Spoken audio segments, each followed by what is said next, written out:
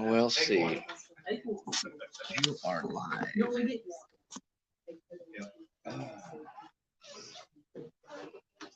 All right. Good morning, everyone. It is definitely August, and we're still in the air conditioning, so yay, we can deal with August from the inside. So, so we left off on page 100. Sorry, 212. And so, we were talking about part of what these events that Jesus had, these miracles, his teachings. It challenged the life of those who saw him and heard him, and it forced them to examine their worldview in light of the message that Jesus presented.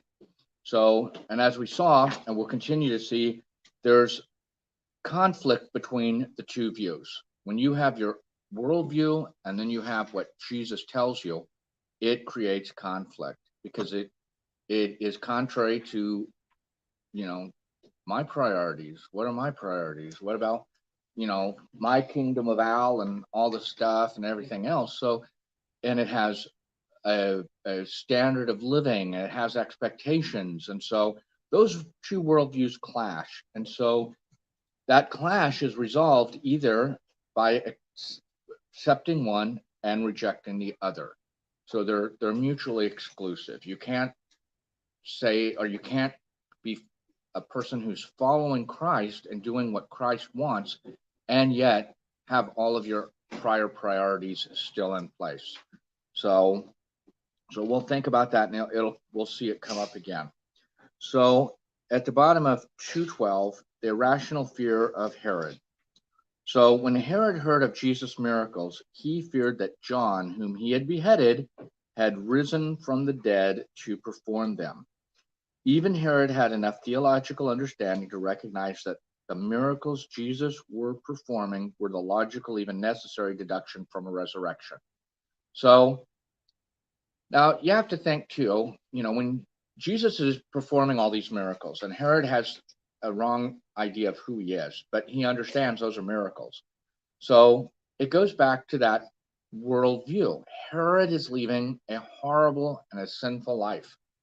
And so now he has already killed John the Baptist, and now he thinks John the Baptist has risen from the dead to further confront him, because John confronted him in life, but now who he thinks is John the Baptist is performing miracles, whereas before John wasn't.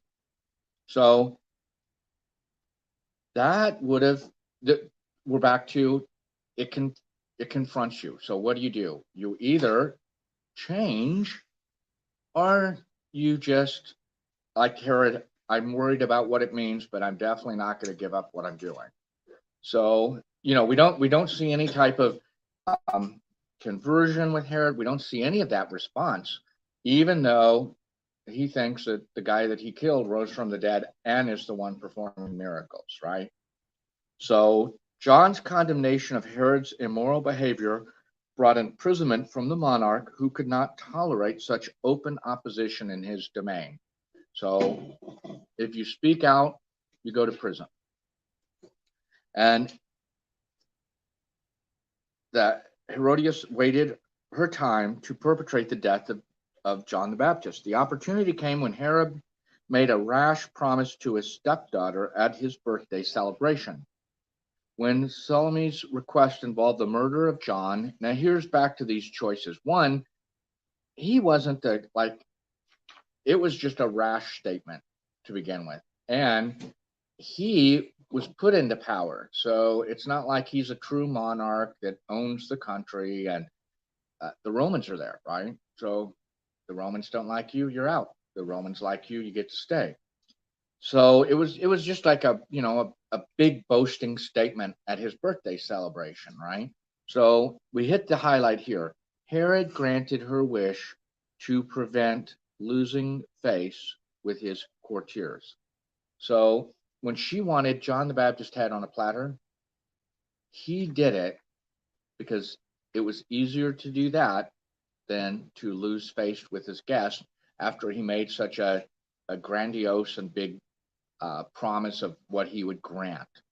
So, yeah, that's, you know, that's another example on how your own conversation can lead you to a point where you still have to make a choice. And if the choice is someone's death or you having to retract or be embarrassed in front of a group of people, the guy has to go.